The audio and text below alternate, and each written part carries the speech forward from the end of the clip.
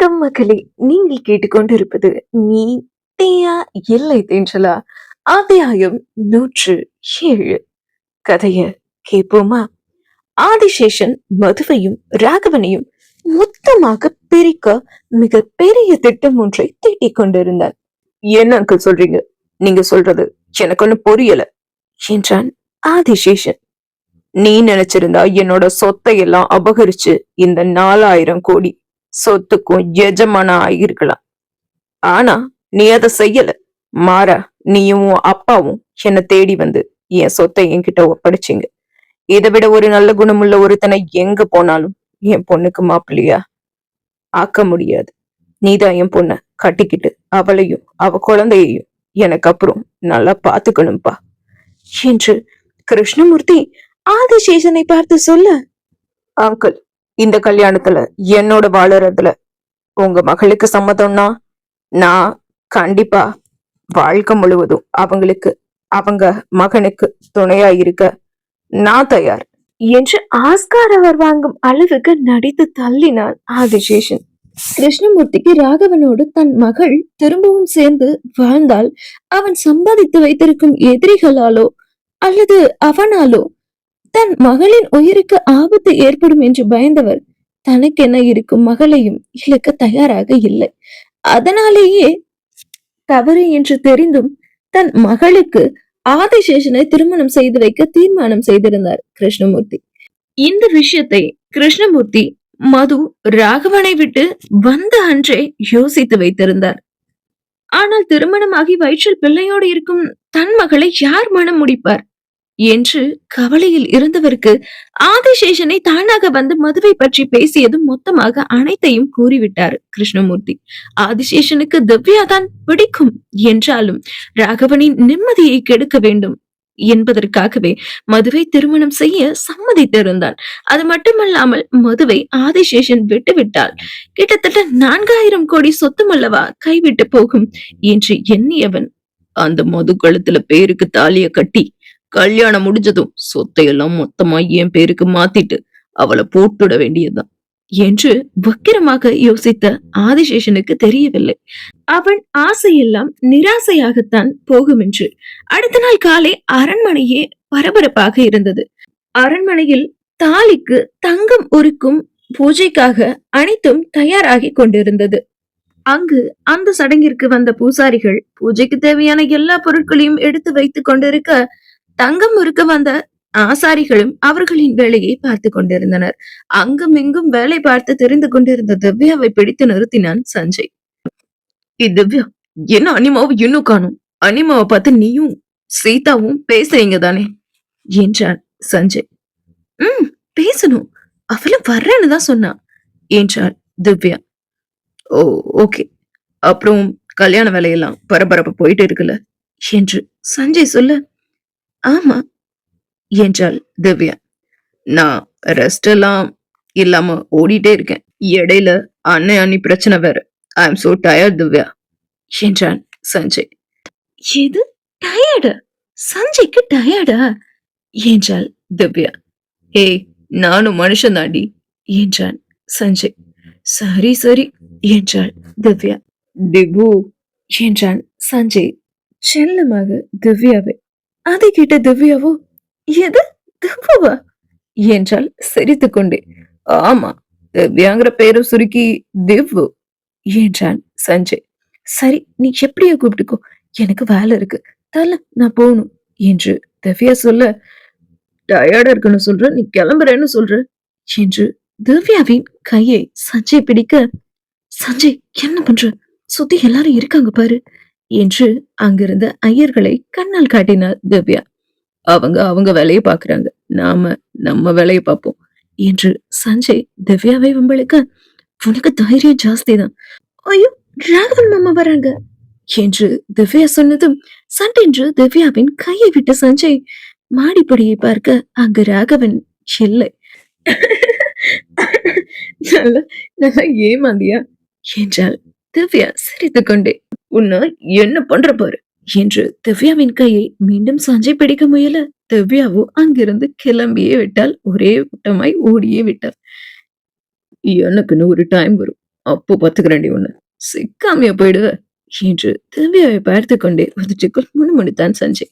இதே நேரம் ராகவனும் குளித்துவிட்டு பூந்துவாலையோடு கண்ணாடி முன் நின்றவன் அந்த கண்ணாடியில் ஒட்டி வைக்கப்பட்டிருந்த ஒற்றை வட்ட வடிவ ஸ்டிக்கர் பொட்டையே பார்த்து கொண்டிருந்தான். அந்த சமயம் பார்த்து கதவு தட்டும் சத்தம் கேட்கவே எஸ் கமின் என்றான் ராகவன். உள்ளே வந்தான் வாசு. பூந்துவாலியோடு நிற்கும் ராகவனை பார்த்து வாசு, என்னடா இன்னும் கிளம்பாம இருக்க, மாப்பிள்ளை வீட்டுக்காரங்க எல்லாம் வந்துடுவாங்க என்று சொல்ல, வந்தா வெயிட் பண்ணட்டும் என்றான் ராகவன். அது சரி, இந்தா நீ உடுத்த வேண்டிய ட்ரெஸ் என்று தங்க ஜரிகை பார்டரோடு இருந்த வெள்ளை வேட்டியை அதனோடு ஒரு வெள்ளை துண்டை வாசு ராகவனிடம் நீட்டினான். அதை பார்த்த ராகவன், என்னடா இது என்றான். தாலிக்கு தங்கம் இருக்கும்போது அப்பா ஸ்தானத்துல நீ தான் உட்காரணும். சோ இந்த வெள்ளை வேட்டியும் தொண்டும் உனக்கு தான். நீ இதை மட்டும்தான் அணியணும். இது சம்பிரதாயம் என்று வாசு சொல்ல, இடையில் இரு கையும் வைத்துக் கொண்டு வாசுவை ஒரு கணம் பார்த்துவிட்டு வெள்ளை வேட்டியையும் தொண்டையும் பார்த்தவன் உதறி குவித்து ஊதிக்கொண்டு அதை சலிப்பாக வாங்கி கொண்டான். சீக்கிரம் கிளம்பு மச்சான், நான் போய் மது வந்துட்டாளான்னு பாக்குறேன் என்று வாசு சொல்ல, அவ எப்போ வரதா சொன்னான் என்றான் ராகவன். நேத்து சீதாவும் திவ்யாவும் போய் மதுவை இன்வைட் பண்ணியிருக்காங்க. அவளும் வரதா சொல்லியிருக்கா என்று வாசு சொல்ல, அவளை வெத்தலை பாக்கு வச்சு அழைச்சாதான் வருவாளா? என்னமோ சீதா கல்யாணத்தை முன்ன நின்னு செய்யறதா பெரிய இவளாட்டம் சொல்லிட்டு போனா என்று ராகவன் சொல்ல, மச்சான் மதுவுக்கு இந்த சம்பிரதாயம் எல்லாம் தெரியாது மச்சான். அதான் சௌந்தர்யா அம்மா சீதாட்ட சொல்லி மது கிட்ட சொல்லி இருக்காங்க. அது மட்டும் இல்லாம தந்தை ஸ்தானத்துல நீ உட்கார்ந்து இருக்கும் போது மதுவும் உட்காரணும் தானே தாய் ஸ்தானத்துல, எல்லாத்தையும் அவதானே செய்யணும் என்று வாசு சொல்ல, அதை கேட்ட ராகவன், மேடம் வந்துட்டாங்களா என்று வாசுவிடம் கேட்க, இன்னும் வரல, பட் வந்துருவா மச்சான் என்றான் வாசு. என்றான் ராகவன். அதைத் தொடர்ந்து வாசு அங்கிருந்து சென்றுவிட வேட்டியை கட்டிக்கொண்டு தொண்டையும் போர்த்தி கொண்டு பால்கனியில் நின்று அரண்மனையின் வாயிலையே பார்த்திருந்தான் ராகவன். அப்பொழுது மதுவின் கார் அரண்மனையின் கேட்டிற்குள் நுழைந்தது. ராகவன் கண்ணில் மதுவும் அவளது காரும் பட்டது. அவனின் கழுகு பார்வையில் காருக்குள் மதுவோடு இருந்த ஆதிசேஷனும் தென்பட்டான். ஆதிசேஷனை பார்த்த ராகவன், ஒருத்தனை கண்ணுல பார்த்ததும் அவன் நல்லவனா கெட்டவனான்னு தெரிஞ்சுக்கிற ஒரு சக்தி கூட இல்லை இவளுக்கு. அந்த விஷ பாம்பு கூட சுத்திட்டு இருக்கா. இவ்வளெல்லாம் என்ன பண்றது என்று வாய்விட்டே மதுவை திட்டிக் கொண்டிருந்தான் ராகவன். ராகவன் ஆதிசேஷனின் மேல் கொள்ளை வெறியில் இருந்தான். ஆதிசேஷனோடு காரில் வந்து இறங்கிய மது அவனோடு அரண்மனைக்குள் நுழைந்தார். 4-5 ஐயர்கள் பூஜைக்கு தேவையான எல்லா ஏற்பாடுகளையும் செய்து கொண்டிருக்க திவ்யா அவர்களுக்கு உதவி கொண்டிருந்தார். அரண்மனைக்குள் நுழைந்த ஆதிசேஷனின் கண்கள் வக்ரமாக திவ்யாவை தலை முதல் பாதம் வரை பார்த்தது. பிங்க் நிற ஷிஃபான் புடவையில் தேவதை போல் இருந்தவளை இப்போதே ஆட்கொண்டு விட துடித்தான் ஆதிசேஷன். அவனின் பார்வை போகும் விதம் மட்டும் சஞ்சய்க்கு தெரிந்தால் இன்றைய அவனுக்கு இறுதி ஊர்வலம்தான் என்பதை அறியாமல் அவன் மனதை அலைபாய விட்டு கொண்டிருந்தான் ஆதிசேஷன். திவ்யாவை பார்த்த மது, திவ்யா என்றழைக்க மதுவை பார்த்ததும் திவ்யாவின் முகம் மலர்ந்தது. அதே சமயம் அவளின் பக்கம் இருந்த ஆதிசேஷனை பார்த்ததும், சிவ இன்னைக்கு எங்க வரலன்னு யாரு அழுதா என்று உள்ளுக்குள்ளேயே பொறுமிக் கொண்ட திவ்யா, மது உனக்காகத்தான் வெயிட் பண்ணிட்டு இருந்தேன் என்று சொல்ல அரண்மனையை சுற்றி பார்த்த மது, எங்க திவ்யா யாரையுமே காணோம் என்று கேட்க, யாரு கேக்குற நீ, ராகவன் மாமாவியா என்றாள் திவ்யா குறும்பாக. பக்கத்தில் நின்ற ஆதிசேஷனை பார்த்த மது, நான் ஒன்னும் அவரை கேட்கல, வாசு அண்ணா, சஞ்சய், சீதாவை தான் கேட்டேன் என்று மது சொல்ல, எல்லாரும் வீட்டுலதான் இருக்காங்கடி, நீ வந்து உட்காரு என்று திவ்யா சொல்ல, என்னையெல்லாம் கூப்பிட மாட்டீங்களா மிஸ் திவ்யா என்று ஆதிசேஷன் திவ்யாவை பார்த்து கேட்க, அது எப்படி ஆதிசேஷன், இந்த அரண்மனையோட 2வது மருமகனா, வந்தவங்கள வாங்கன்னு சொல்லி அவங்களுக்கு பயிர நிறைய சாப்பாடு போட்டு அனுப்புற பழக்கம் அரண்மனைக்கு இருக்கு. அத நான் மறந்துடுவேனா என்ன? வாங்க மிஸ்டர் ஆதிசேஷன் என்று திவ்யா சொல்ல, என்ன இரண்டாவது மருமகளா? ஆர் யூ மேரிட் என்று திவ்யாவின் கழுத்தை ஆதிசேஷன் பார்க்க, அவள் கழுத்தில் மாங்கல்யம் இல்லை. I love Sanjay. நாங்க 2 பேரும் சீக்கிரமே கல்யாணம் பண்ணிக்க போறோம். மது, இதெல்லாம் நீ ஆதிசேஷன் கிட்ட சொல்றது இல்லையா என்றாள் திவ்யா. மிஸ் திவ்யா, எதிர்காலத்தை பத்தி கனவு காணுறது தப்பு இல்ல. பட் ஒருவேளை அது நடக்காம போயிடுச்சுன்னா ரொம்ப ஃபீல் பண்ணுவீங்க என்று ஆதிசேஷனிடம். ஃப்ரீ அட்வைஸ் எல்லாம் நான் வாங்குறது கிடையாது சார். சோ எனக்கு அட்வைஸ் பண்ணி டைம் வேஸ்ட் பண்ணாம வந்து உட்காருங்க என்றாள் திவ்யா. பேசுடி பேசு, நல்லா பேசு. உன் கழுத்துல தாலிய கட்டி என் பொண்டாட்டியாக்கு உன் வாயால நான் தான் உன் புருஷன் சஞ்சய் கிட்டயே சொல்ல வைக்கல. என் பேர் ஆதிசேஷன் இல்ல என்று தனக்கு தானே சபதம் எடுத்துக்கொண்டான் ஆதிசேஷன். மதுவும் திவ்யாவும் சோபாவில் சென்று அமர, மது அரண்மனையை சுற்றி விழிகளை சுழல விட்டார். நீ இல்லாத இந்த அரண்மனை என்னமோ போல் இருக்குடி என்றாள் திவ்யா. மது அதற்கு எந்த பதிலும் சொல்லாமல் அமைதியாகத்தான் இருந்தாள். இதே சமயம் சஞ்சயும் வாசுவும் தலைமை ஐயரை ஒரு அறைக்குள் அழைத்து சென்று சில விஷயங்களை கற்பித்துக் கொண்டிருந்தார்கள். எங்க பாருங்க ஐயரே, இப்ப பூஜையில ராகவனும் மதுவும் உட்காரும் போது அவங்க கையில நாங்க கொடுக்கிற மாலையை கொடுத்து மாத்த சொல்லணும். அப்புறம் நீங்க இந்த சடைங்களை அருகம்புல் ராகவன் விரல்ல கட்டி விடுவீங்களே, அந்த அருகம்புல்ல மது கையில கொடுத்து அவளை ராகவன் விரல்ல கட்டிவிட சொல்லணும். ஒரு 10 நிமிஷம் நீங்க மந்திரங்களை படிச்சு முடிக்கிற வரைக்கும் அவங்க 2 பேரும் ஒருத்தர் கைய ஒருத்தர் பிடிச்சிட்டு இருக்க சொல்லணும். அப்புறம் குங்குமத்தை கொடுத்து அத மதுவோட நெத்தியில ராகவனை வைக்க சொல்லணும். புரிஞ்சுதா என்று வாசு சொல்ல, ஓய், என்ன புதுசு புதுசா என்னென்னவோ சொல்லிட்டு இருக்கீங்க. தாலிக்கு தங்கம் இருக்கிற சம்பிரதாயத்துக்கு இதையெல்லாம் செய்ய வேண்டியது இல்லையே என்று ஐயர் சொல்ல, இந்த சம்பிரதாயம் எல்லாம் நாங்க புதுசா கொண்டு வந்தது. மவனே, இத மட்டும் நீ என் அண்ணனையும் அண்ணியையும் செய்ய சொல்லல, முழுசா ஊடு போய் சேர மாட்டேன் என்று சஞ்சய் கூற, என்ன ஓய் இப்படியெல்லாம் அந்த அம்பி மறக்கிறாரு என்று வாசுவிடம் சிறு பிள்ளை போல் சஞ்சயை பற்றி கம்ப்ளைண்ட் செய்தார் ஐயர். ஐயரே, அந்த அம்பி ரொம்ப மோசமான அம்பி, சொன்னதை செஞ்சிடுவான், பாத்துக்கோங்க என்று வாசு ஐயரை பயமுறுத்த திருத்திருவென்று விழித்தார் ஐயர்.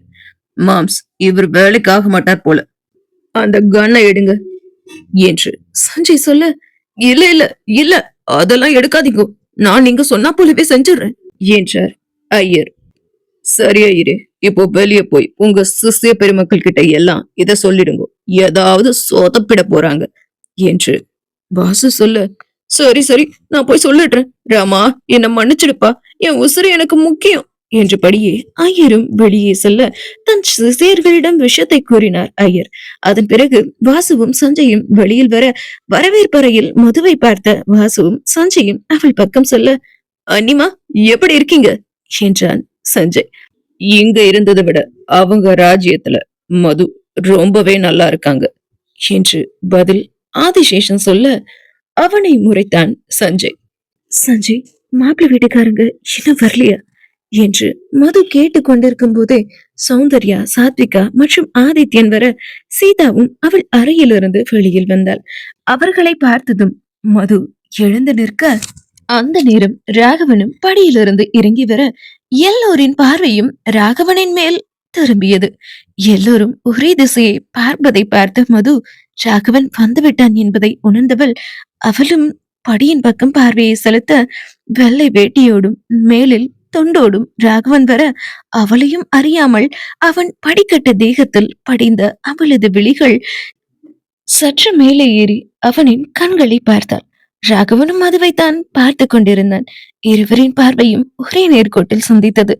சிகப்பும் வெள்ளையும் கலந்த டிசைனர் புடவையை அணிந்து அதற்கேற்றபடி சிகப்பும் வெள்ளையும் கலந்த முத்து மாலை கழுத்தில் அணிந்து சிகப்பு ரோஜா பூ போன்ற 2 அழகான தோடுகளையும் மது காதில் அணிந்திருந்தாள். அவளின் கைகளில் ராகவன் அணிந்துவிட்ட சிவப்பு நிற கண்ணாடி வளையல்கள் அலங்கரித்துக் கொண்டிருந்தது. அத்தனையும் கவனித்த ராகவன் அவளின் நெற்றி வகுட்டில் குங்குமம் இல்லாததைக் கண்டு, புருஷனை வேண்டான்னு போனவ பொட்டும் வைக்க கூடாதுன்னு முடிவு பண்ணிட்டா போல என்று நினைத்துக் கொண்டே ராகவன் படியிலிருந்து இறங்கி வர அவன் பக்கத்தில் வர வர அவனின் பார்வை வீச்சை தாங்க முடியாத மது பார்வையை வேறுபுறம் திருப்பிக் கொண்டாள். பூஜைக்கு நேரமாச்சு போய் வந்தீங்கன்னா பூஜைய ஆரம்பிச்சிடலாம் என்று ஐயர் சொல்ல அங்கிருந்து சௌந்தர்யாவோ, மது நீயும் ராகவனும் தான் சீதாவோட அப்பா ஸ்தானத்துல அம்மா ஸ்தானத்துல இருந்து எல்லாம் பண்ணணும், போய் மணியில உட்காருமா என்று சௌந்தர்யா சொல்ல கொஞ்சம் யோசித்த மது சரிமா என்றாள். ராகவனை பார்த்த சௌந்தர்யா, ராகவா நீயும் போய் உட்காருப்பா என்று சொல்ல ராகவன் தான் முதலில் அந்த மனையில் சென்று அமர்ந்தான். ராகவனின் பக்கம் சென்று மது அமர்ந்தாள். ராகவனின் தோள்கள் உரச மது அமர ராகவன் கண்களை மூடித்திருந்தான். ஐயர் அவரின் முன்னே இருந்த மாலையை எடுத்து, இங்க பாருங்கோ, நீங்க 2 பேரும் இந்த மாலையை எடுத்து ஒருத்தர் கழுத்துல இன்னொருத்தர் போடுங்க என்றார். அவரை முறைத்த ராகவன், இங்க என்ன கல்யாணமா நடக்குது என்று கர்ஜித்தான்.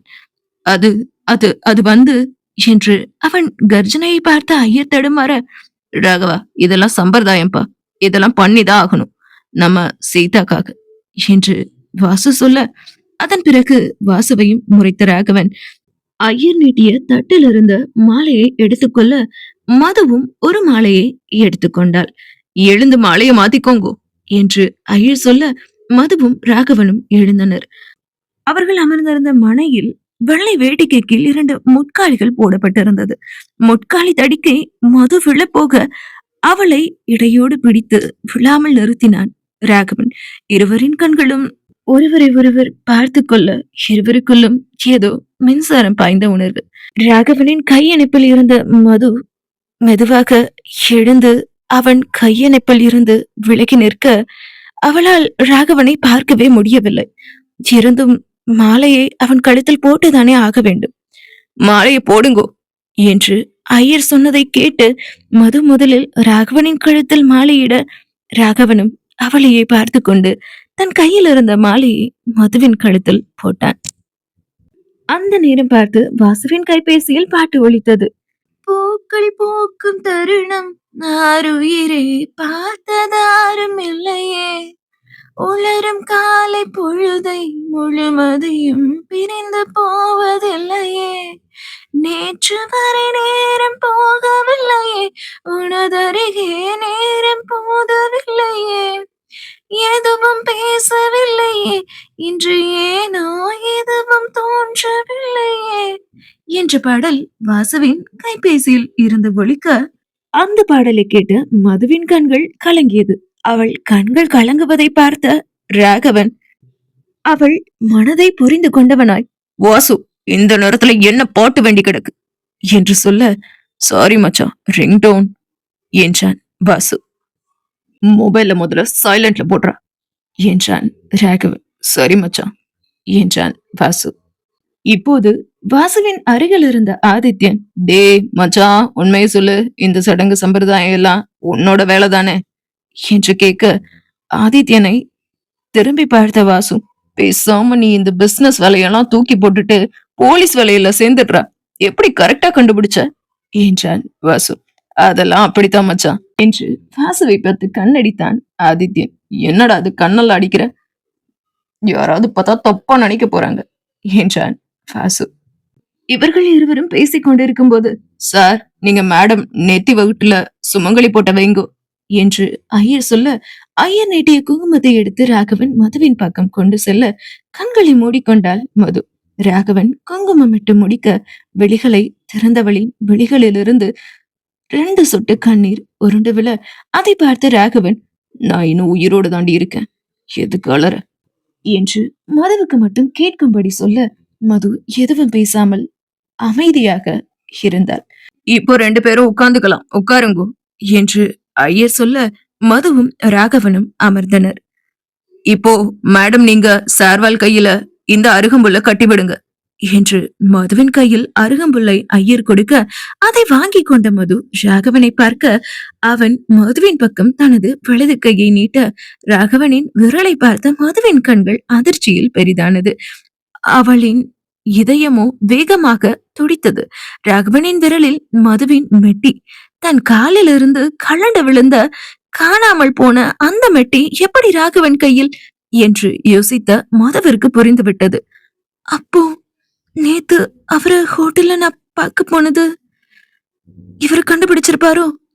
அப்போதான் என் மெட்டி கழண்டு விழுந்திருக்குமோ? அச்சச்சோ, நான் வந்து போனது அவர் கண்டுபிடிச்சிருந்தா என்ன நினைச்சிருப்பாரு என்னை பத்தி என்று மது யோசித்துக் கொண்டிருக்கும் போதே, மெட்டி கீழே விழல, நான் உன் வாசத்தை வச்சு என்ன கண்டுபிடிச்சிருப்பேன்டி. நீதான் எண்ணத்தில திருநீர் வச்சு விட்டதுன்னு பிடிக்கலன்னு தானே போன, அப்புறம் எதுக்கடி என்ன பார்க்க வந்த என்று மதுவின் வழிகளை பார்த்து கொண்டே ராகவன் மனதிற்குள் நினைத்துக் கொண்டான். அதன் பிறகு மது ராகவன் விரலில் அருகம்புல்லை கட்டிவிட, அருகம்புல்ல கட்டிவிட்டாச்சா? இப்ப சார்வால் நீங்களும் மேடமும் நான் மந்திரம் சொல்லி முடிக்கிற வர நீங்க 2 பேரும் ஒருத்தர் கைய ஒருத்தர் பிடிச்சிட்டே உட்கார்ந்து இருக்கணும் என்று ஐயர் சொல்ல, மதுவை பார்த்த ராகவன் அவன் கையை நீட்ட மதுவும் மெல்ல தன் கையை எடுத்து ராகவன் கை மேல் வைத்தாள். ராகவன் மதுவின் கையை அழுத்தமாக பற்றி கொண்டான். மதுவின் கையை ராகவன் பிடித்ததும் 1000 பட்டாம்பூச்சிகள் ஒன்றாக மதுவின் அடி வயிற்றில் பறந்தது என்னவோ உண்மைதான். 2 நாட்களாய் அவனின் அருகாமைக்கு ஏங்கி தவித்த மதுவின் மனம் இப்பொழுது அவன் அருகே மயங்கித்தான் போனது. கிட்டத்தட்ட 10 நிமிடங்கள் மதுவின் கையை பிடித்தபடியே ராகவன் இருந்தான்.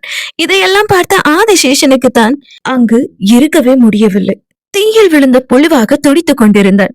ராகவனையும் அவன் பொண்டாட்டியும் மொத்தமா பிரிக்கலான்னு பார்த்தா சீதா ஆதித்யன் கல்யாணம் முடியதற்கு முன்னையே 2ம் ஒன்னா சேர்ந்துடும் போலவே என்று தனக்கு தானே நினைத்து கொண்டான் ஆதிசேஷன். ஐயரும் மந்திரம் சொல்லி முடிய, இப்போ நீங்க 2 பேரும் கையை எடுக்கலாம் என்று ஐயர் சொல்ல, ராகவனின் கையிலிருந்து மது தன் கையை லேசாக விளக்க அவளின் கையை மீண்டும் பற்றி கொண்ட ராகவன் 2 வினாடிகள் கழித்துதான் அவள் கையை விட்டான். அவனுள் இருந்த அத்தனை காதலும் இந்த 10 நிமிடத்தில் அவனின் அழுத்தமான பிடியில் தெரிந்தது மதுவிற்கு. ராகவன் கையில் இருந்து மது தன் கையை விளக்கிய போது ராகவன் திரும்பவும் பிடித்தானே, அந்த பிடியில் என்னை விட்டு பிரியாதே என்று சொன்ன ராகவனின் மனம் மதுவிற்கு புரியாமல் இல்லை. இருந்தும் காலத்தின் கட்டாயம் மது ராகவனை பிரிந்திருக்கிறாள். அதன் பிறகு தாலிக்கு தங்கம் இருக்கும் பூஜை எல்லாம் முடிய அனைவருக்கும் அன்று காலை அரண்மனையில் தான் சாப்பாடு ஏற்பாடு செய்யப்பட்டிருந்தது. பூஜைகள் எல்லாம் முடிய அமர்ந்த இடத்திலிருந்து எழுந்தான் ராகவன். மதுவும் எழுந்தாள். மதுவின் பக்கம் வந்த ஆதிசேஷன், மது பூஜையெல்லாம் முடிஞ்சிடுச்சுல, கிளம்பலாமா என்று கேட்டான். கனத்த மனதோடு என்றாள் மது. இடையில் புகுந்த சஞ்சய், அண்ணிமா பூஜை முடிஞ்சதுன்னு யாரு சொன்னா? இன்னும் முடியல என்றான். எல்லோரின் பார்வையும் சஞ்சயின் மேல் படிய, இன்னும் கடைசியா ஒரே ஒரு சம்பிரதாயம் இருக்கு. பூஜை முழுசா முடியணும்னா ஒன்னா ஒரே இலையில அமர்ந்து சாப்பிட்டாதான் பூஜை முடியும் என்று சஞ்சய் சொல்ல, என்ன சொல்ற சஞ்சய் என்றாள் மது. அனிமா நிஜமாதான் நான் சொல்றேன், வேணும்னா ஐயர்கிட்ட கேட்டு பாருங்க என்று சஞ்சய் ஐயர்புறம் திரும்ப அனைவரின் பார்வையும் ஐயர் பக்கம் திரும்பியது. ஐயர் சஞ்சயை பார்க்க சஞ்சய் ஐயரை முறைக்க அவன் முறைத்த முறைப்பில், ஆமா ஆமா, இவ 2 பேரும் சாப்பிட்டு முடிச்சாதான் பூஜை முடியும். அவங்கள மாதிரியே மாப்பிள்ளையும் பொண்ணும் கூட ஒன்னா ஒரே இலையில சாப்பிடணும், அப்போதான் பூஜை முழுசா முடியும் என்று ஐயர் சொல்ல, இதுன்னு புதுசா புதுபிட்டெல்லாம் போடுறாரு ஐயரு என்று நினைத்த சஞ்சய், பாருங்க அண்ணிமா, ஐயரே சொல்லிட்டார், பிறகு என்ன, சாப்பிட்டு அப்புறம் கிளம்பலாமே என்றான் சஞ்சய். இதையெல்லாம் கேட்டுக்கொண்டு நின்ற ராகவன், சஞ்சய் எல்லாத்தையும் அரேஞ்ச் பண்ணு, நான் ட்ரெஸ் சேஞ்ச் பண்ணிட்டு வந்துடுறேன் என்று சொல்லிவிட்டு மதுவையும் ஆதிசேஷனையும் ஒரு கணம் பார்த்துவிட்டு படியேறி மேலே சென்றான். மது, இவங்க என்னென்னமோ சொல்றாங்க, அதெல்லாம் கேட்காத, நமக்கு டைம் ஆச்சு, நம்ம கிளம்பலாம் என்று ஆதிசேஷன் மதுவிடம் சொல்ல, இல்ல எல்லாத்தையும் முடிச்சுட்டு அப்புறமா போலாம் என்றாள் மது. அவங்க நாடகத்துக்கு ஏத்த மாதிரி இவளும் ஆடுறாளே என்று தனக்குத்தானே நொந்து கொண்டான் ஆதிசேஷன். அன்று தோட்டத்தில் தான் சின்ன கூடாரம் ஒன்றை அமைத்து அதில் பெரிய மேசை ஒன்றை போட்டு நாற்காலிகள் எல்லாம் போட்டு சாப்பாடு சாப்பிடுவதற்காக இடம் ஒதுக்கப்பட்டு இருந்தது. சாப்பாட்டு பதார்த்தங்கள் எல்லாம் அடுக்கி அந்த மேசையின் மேல் வைக்கப்பட்டிருந்தது. ராகவனின் வரவுக்காக அனைவரும் காத்து கொண்டிருக்க வெள்ளை சட்டையும் மெரூன் நிற பேண்டும் அணிந்து சட்டையின் கையை முட்டி வரை மடித்து விட்டிருந்தான் ராகவன். அவனின் சட்டை பட்டன்கள் 2 போடப்படாமல் அவனின் திடகாத்திரமான மார்பை வெளிச்சம் போட்டு காட்டிக் கொண்டிருந்தது. யாருடனோ கைபேசியில் பேசியபடியே ராகவன் வர தனக்காக காத்திருக்கும் அனைவரையும் பார்த்துவிட்டு கைபேசி அழைப்பை துண்டித்து பாக்கெட்டில் போட்டான் ராகவன். அங்கிருந்த மேசையின் பக்கம் சென்று ஒரு நாற்காலியில் ராகவன் அமர அனைவரும் அவரவர் இருக்கையில் அமர்ந்தனர். அங்கு நின்றிருந்த மதுவிடம் சஞ்சய், அனிமா அண்ணா பக்கத்துல உட்காருங்க என்று சொல்ல மதுவும் ராகவன் பக்கம் வந்து அமர மதுவின் பக்கம் ஆதிசேஷன் அமர போக அதற்குள் ஆதித்யன் மதுவின் பக்கம் அமர்ந்து கொண்டு சீதாவையும் தன் பக்கம் அமர வைத்தான். ஆதிசேஷன் வேறு வழியின்றி மது ராகவனின் எதிரில் அமர்ந்து கொள்ள வாசு, சஞ்சய், திவ்யா மூவரும் அவர்களின் முன்னே அமர சௌந்தர்யா அரண்மனையின் உள்ளே தாலி எப்படி செய்ய வேண்டும் என்று பொற்கொள்ளனிடம் பேசிக் கொண்டிருந்தார். இனி என்னவெல்லாம் நடக்க போகிறது, நீ தீயா இல்லை தென்றலா இந்த கதையில் என்பதை அடுத்த அத்தியாயத்தில் பார்ப்போம். நன்றி மக்களே.